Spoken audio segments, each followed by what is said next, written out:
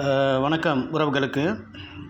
இப்போ பார்த்தீங்க அப்படின்னு சொன்னால், இந்த நாம் தயார் பண்ண இந்த மாவு, அதாவது இதை எப்படி சொல்கிறேன்னு தெரியலை.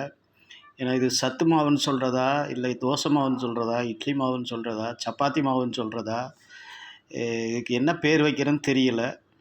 அதனால் யாராவது இதுக்கு ஒரு நல்ல தமிழ் பேர் யாராவது வச்சிங்கன்னா சொல்லுங்கள். அந்த பேரையே இதை வைக்கலாம் இதுக்கு.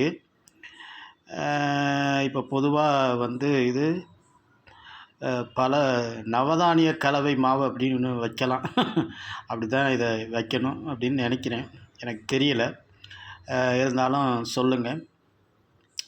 இப்போ நம்ம வந்து இந்த மாவில் மறுபடியும் வந்து தோசை சுட்டாச்சு, சப்பாத்தி சுட்டாச்சு, ரொட்டி சுட்டாச்சு, இட்லி ஊற்றியாச்சு.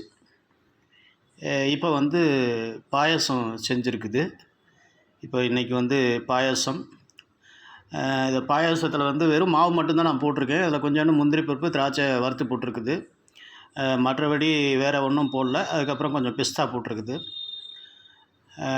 இப்போ இதில் வந்து நம்ம இன்னொன்று எக்ஸ்ட்ரா சேர்க்கணும் அப்படின்னு சொன்னால் இன்னும் 2-3 சேர்க்கலாம். ஒன்று தேங்காயை வறுத்து போடலாம்.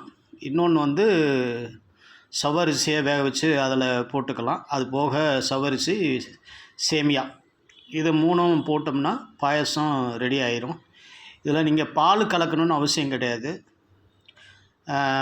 நீங்கள் அப்படி ஒரு வேளை பால் ஊற்றணும் அப்படின்னு சொன்னால் நீங்கள் தேங்காய் பால் எடுத்து தேங்காய் பாலை ஊற்றி செய்யலாம்.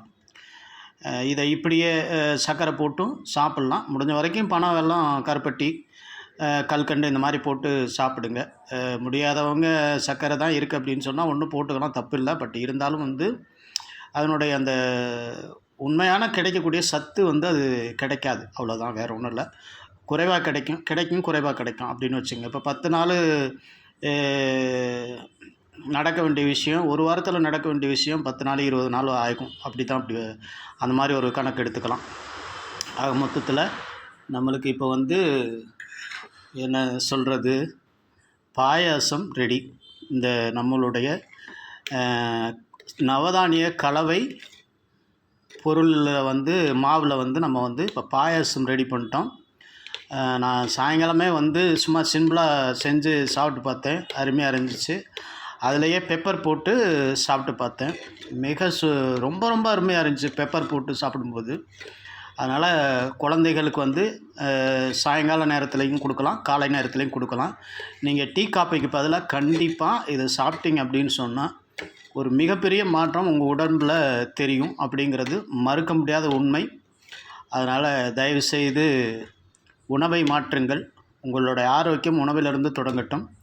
உணவே மருந்து, மருந்தே உணவு. அதுதான் நம்மளுடைய முன்னோர்கள் நம்மளுக்கு சொல்லிக் கொடுத்த பாடம். ஆகவே அற்புதமான இந்த கலவையை சாப்பிட்றதுக்கு முயற்சி எடுங்க. நன்றி, வணக்கம். மீண்டும் அடுத்த ஒரு பதிவில் சந்திப்போம்.